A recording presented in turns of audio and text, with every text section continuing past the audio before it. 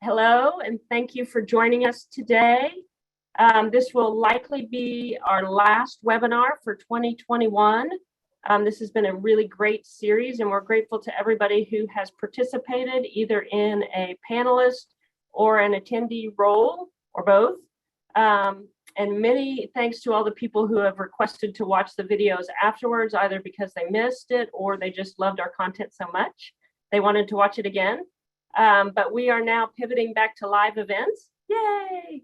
So just to encourage everybody to register, we've got the upcoming MBAA NAFA IATA welcome reception slated for October 11th from 5 to 8 p.m.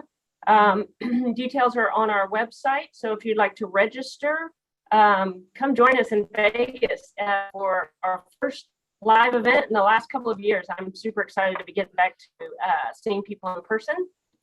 Also, if you are interested in sponsoring, we would love your support, and sponsorships are going to close next Monday, September 13th. So hurry up with that. Lastly, my phone is ringing at the most inopportune time, sorry. Lastly, we are scheduled for our 50th annual conference in April in Napa Valley. This has been one of those ongoing things that we've tried to put off for the last couple of years, and we're going to finally make it in April of next year to celebrate 50 annual conferences, our 50th annual. So please come join us, raise a toast, and help us celebrate 50 years of aviation finance.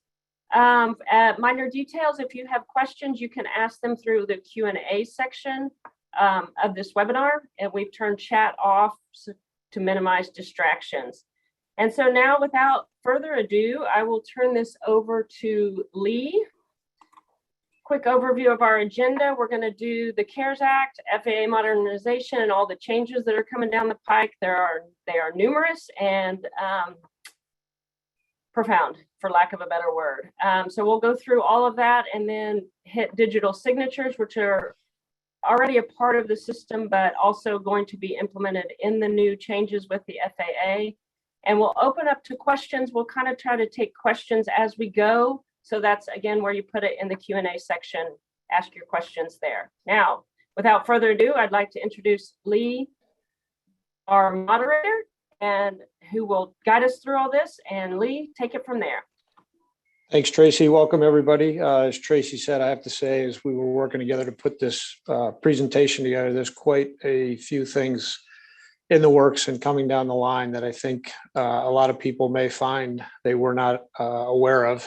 And so without taking too much time, just quickly, the panelists we've got from our sort of escrow and registry side, we have Scott McCreary from McAfee and Taft and Bruce Marshall from AIC Title Service. From the legal side, in terms of transactions, we have Ed Kammerer with Greenberg and Traurig. And then from the bank side of this, we have Terry Pinchon from PNC Bank. So we can jump right in. What we're going to start out with, again, is talking about the FAA, Reauthorization Act, how this all, came about, the different aspects of the GAO report. So Scott, I'm going to turn it over to you to get things going. Okay, well, this is Bruce, and good morning, everybody. Pleased to be part of this presentation today. One of the things about the CARES Act, and that's the Civil Aviation Registry Electronic Services. And this is an initiative that evolved out of the FAA's Reauthorization Act in 2018. At that time, in part of their funding for the FAA, the FAA was mandated to do some upgrades and improvements and modernization of their system within a 3-year period. And some of the things that they were tasked to cover were to take all of the information presently in the FAA's files and records and digitize that information, and then work on their processes, all their paper handling processes, and turn those into digital online processes. They were asked to implement systems that would allow the public to reach in and be able to file and submit information and conduct their transactions electronically, as well as they were tasked with coming up with systems that would allow more efficient, broader access to the registry. Finally, one of the mandates was that within this 3-year period is that you come up with a process for surcharging those persons that continue to use paper transactions. So it was sort of it wasn't just if you build it, they'll come. It was more of if you build it, you better incentivize people in a way to use the new system. There are a couple other things that came out of that, and that would be on the next slide. If we can move to the next slide. That the FAA was also mandated within 180 days to change the re-registration time for non-commercial general aviation aircraft to 7 years. And we had some discussion on our panel about this, and I think, Scott, you had some viewpoints on this. Perhaps you could share those with our members. Sure, thanks, Bruce. Yeah, I think this is a change that's not implemented yet, but will be, and would be a rather significant change. I think the idea behind the change is that pushing out the registration renewal from 3 years to 7 years for this group of aircraft would cut down on the administrative work that the FAA has to do, right? And as they process documents and they're overworked and understaffed right now as it is. But it's interesting because, we don't know what non-commercial general aviation aircraft will be. We don't know what aircraft will fall within that realm. And, the idea that aircraft, applicants for registration or aircraft registered owners don't have to update their information as much, in a way goes contrary to the direction that the whole CARES program is going, which is, more information more often and more detailed information. So it'll be nice not to have to re-register, all of our, corporate general aviation aircraft every 3 years, but there are a lot of things that need to happen so we know how that's going to work. Yeah, I agree with you on that, Scott. I think one of the things that happened is that when they came up with the original 3-year renewal program, it was so that they could better track what was happening with aircraft in the system. The FAA themselves didn't know whether aircraft had moved on to their next life being repurposed as Budweiser cans, or perhaps what would happen to some of these aircraft that were either scrapped or perhaps ownership had changed, because you can change ownership of an aircraft through changing ownership of the entity that owns the aircraft without something actually being registered on the FAA and the FAA ever having any knowledge who's actually operating and controlling these aircraft. So I think that there is some argument that's a little counterintuitive, but obviously I think it'll make it easier for people not to have to follow those strict guidelines of redoing things every 3 years and risk having your registrations canceled and not being able to operate your aircraft. The other thing that came out of that is that they designated certain employees of the registry, or asked the registry to designate people that would be exempted if there was a government shutdown on funding. Which I think was a good idea. And I think the FAA did a pretty good job of this the last time around. One thing they did overlook was that the folks that were maintaining their computer systems, some of them were in Kansas City. And when the systems broke down, it created somewhat of an emergency. But I think it got solved very quickly, and it really didn't amount to as big a deal as we thought it might be at the time. If we could move on to the next slide. So the FAA came out with their CARES program, the Registry Modernization Program, and had their vision of what it was going to be in response to the reauthorization that happened in 2018. But then there were some events that I think really significantly impacted and changed the direction, and perhaps changed significantly the FAA's vision of what CARES was going to be all about.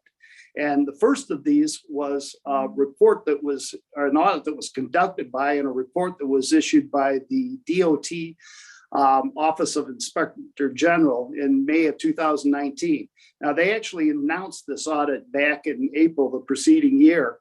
And when they did, it was in response, and I don't know if everyone remembers, there were a bunch of scathing articles that were published in the Boston Globe that talked about some issues with the aircraft being, or the FAA being able to track and keep track of, airman certificates, basically the pilots' licenses to operate the aircraft, that, they were being forged, they were being obtained by copies of these certificates were being obtained by terrorists and used for inappropriate activities, as well as they really attacked in these articles the non-citizen trusts and some of the issues involved with that.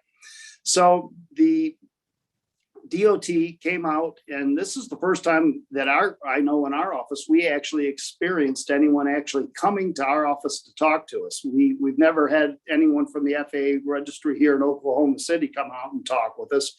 But the DOT sent this team out, and I think we had 5 to 7 people that came out and visited us with us. And it was really a good experience at that time. We told them our thoughts and opinions on what was transpiring and some of the issues that were there. And really it was nice. And they didn't just spend, a few minutes with us. I think they spent an entire morning. And then they moved on to others in the other law firms and title service companies in Oklahoma City. And I believe, Scott, your firm was part of this, and perhaps you can share your experience with this. Yeah, certainly.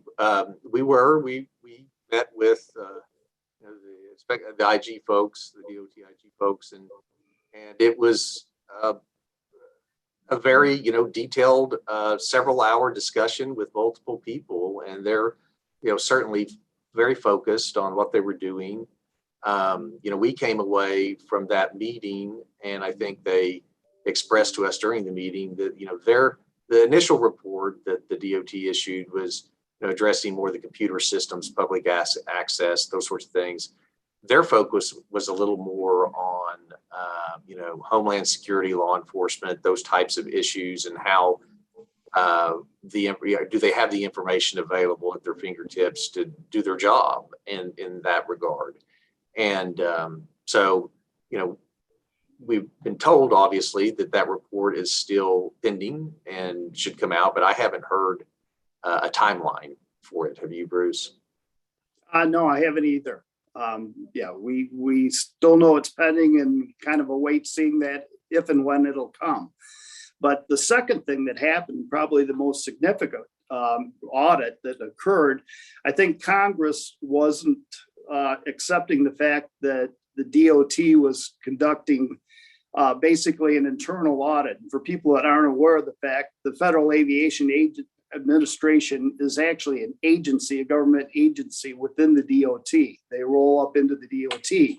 And so when this audit was being conducted, it was basically an internal audit. And Congress wanted some more accountability, and they wanted to look at this further. And they tasked the GAO, which is the Government Accountability Office. And basically that office's function, or that agency's function, is to go out and look at other government agencies and audit them, and then report back on what they find to Congress. And this audit happened, I'm not even sure exactly what time it started, but the report was issued in March of 2020. Now, if we look at the timeline, which we mentioned before, back when reauthorization happened in 2018, the FAA had 3 years to act on upgrading and modernizing their system. And now, with only about a year and a half left, the General Accountability Office, the GAO, came out with their report in which they made 15 recommendations that the FAA was tasked to accomplish. And according to the GAO, when this happened, the FAA accepted all of these recommendations. So I think the direction of CARES at that point in time made a significant change in terms of where it was going. Couple key things in the GAO report is that they were very critical of the fact that the FAA was accepting self-certification of a lot of the information that they were receiving. So basically, if someone said, I am or my company qualifies as a US citizen and we certify that we're eligible to own an aircraft, the FAA would accept that without looking into further, background. Are they truly a US citizen? Are they really eligible to own this aircraft? The second thing was the fact that the FAA was really set up to function where they were looking at whether or not forms were actually completed correctly and then rejecting forms that weren't doing this. They weren't really looking at the veracity of and truth of the information that was being submitted on these forms. And so I think the GAO viewed this as problematic when you're dealing with a lot of what they called opaque structures, non-citizen trusts, voting trust, nominee shareholders, and other types of structures where there really wasn't a lot of transparency in the beneficial ownership. So these are some of the really critical issues that were raised by the GAO. And at this point, perhaps, Scott, you'd like to discuss some of the specific findings and things that came out of that? Certainly. So as Bruce said, the GAO report had 15 recommendations, and the GAO and the FAA have, when it first came out, we looked at the 15 recommendations. We thought, okay, well, those might be, pie in the sky types of recommendations. We don't know really what's going to happen, but we've heard that, they're going to address all of them, and they plan to address all of them either through, whatever action they're going to take internally, but they think they can satisfy and address a number of these through the technology upgrades. A few of the, highlights, one of the recommendations is that the FAA, collect and record information on individual and legal entities. They provided an out for publicly traded entities. So it's still not entirely clear if you have a publicly traded company, do you just check a box and you don't have to provide any more information, or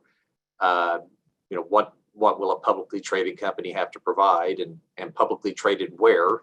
There are a number of issues like that for discussion.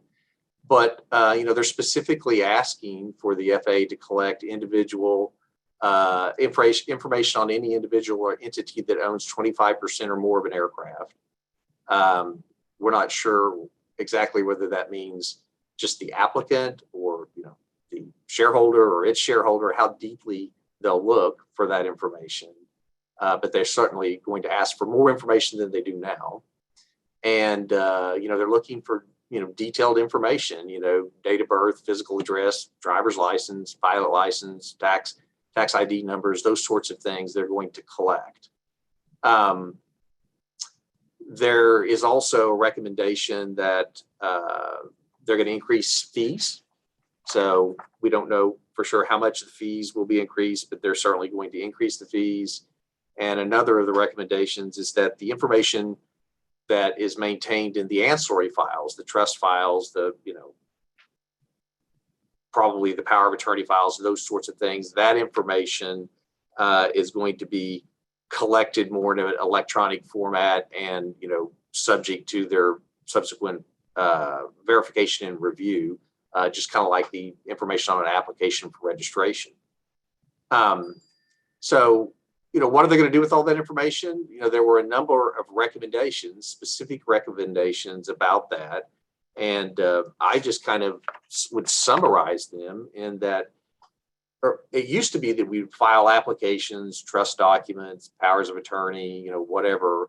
And that information may or may not be in the public record. It might be placed in an ancillary file that's kind of harder to get to, but you didn't really know what the FAA would do with the information. You're just submitting it. But we know now that they've been tasked, they're going to verify it. So information that you submit now, there's going to be a verification process. They're going to analyze it. So they're going to analyze the relationship between different owners of different aircraft and different files, and they'll be running data analytics on that information that they've obtained, and they're going to share it with other law enforcement agencies.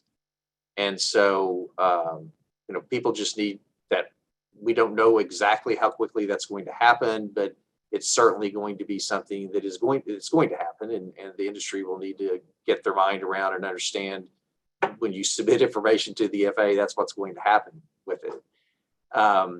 Another thing that a specific recommendation was that the FAA follow up on the information submitted in declarations of international operation. So as you all know, probably if you're going to fly internationally and you need a fly wire, you have to submit a declaration of international operations that sets out, you know, what airport you're leaving from, where you're going to arrive, and date and time.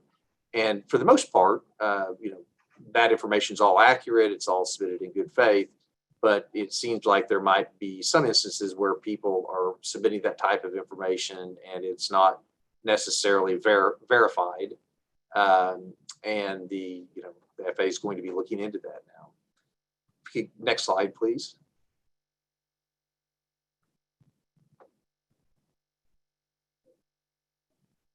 Okay, we can just skip that slide. I think we've already addressed most of that. Try to catch up a little bit here.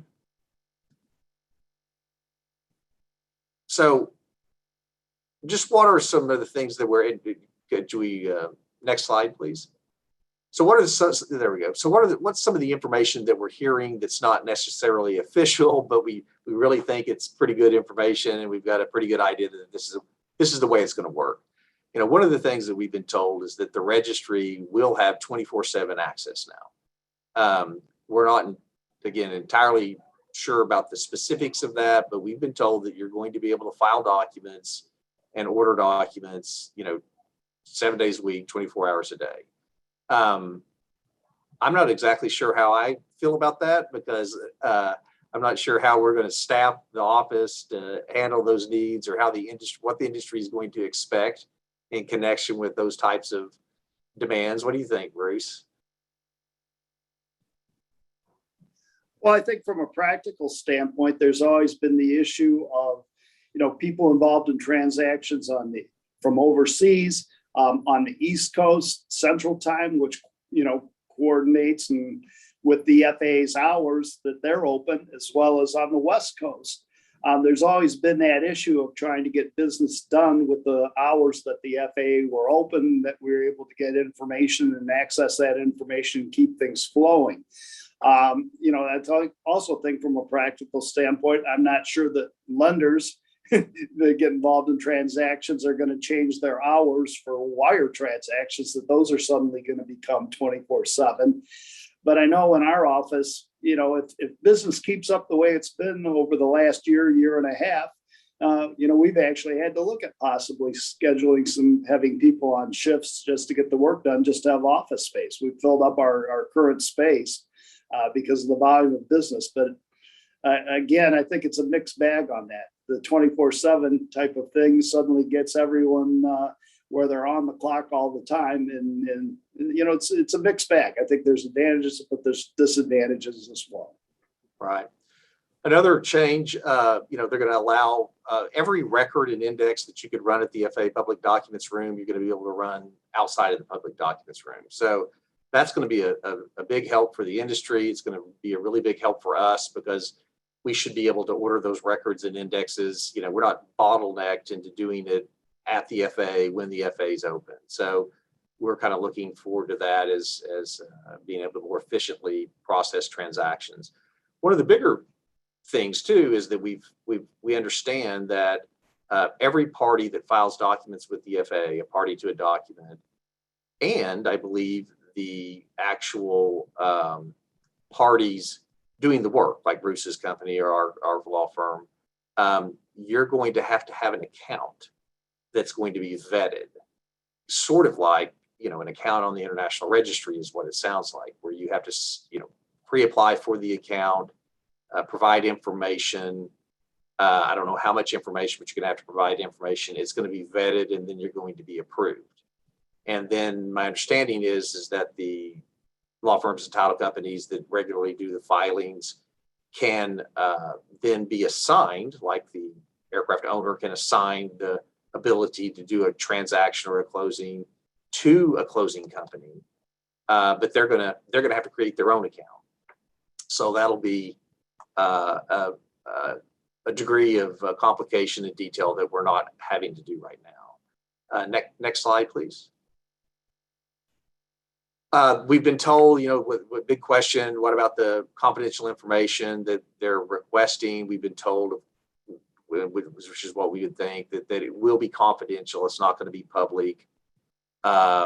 We've also been told that, although this is supposed to go live in October, I think October 4 of 2021, I think maybe that's not going to happen, but it is going to be implemented in stages. So maybe there will be certain things that happen in October, this coming October, or maybe not, but whatever is implemented, it'll probably be done in stages. And we're hoping that they'll allow the Oklahoma City community to be involved with, pre-testing these things so that we can make sure that we're set up and ready to go, and that we're able to smoothly transition into this new system.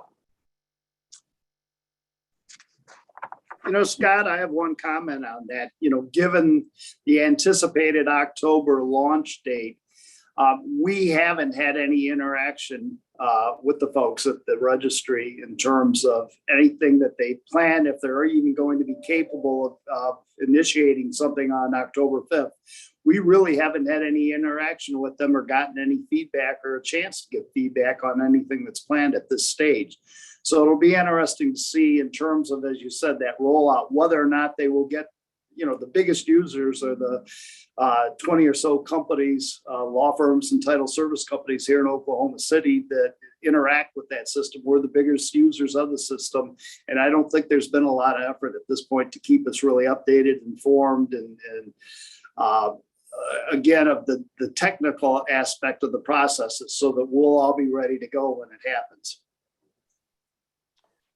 Yeah, Bruce, I would encourage anybody who's joined us today, if they have been contacted or had any interaction, we'd love to hear about that in order to, see who, if anyone, has been engaged in this transition. So at this point, I think we're going to transition over towards the digital signature area of the presentation.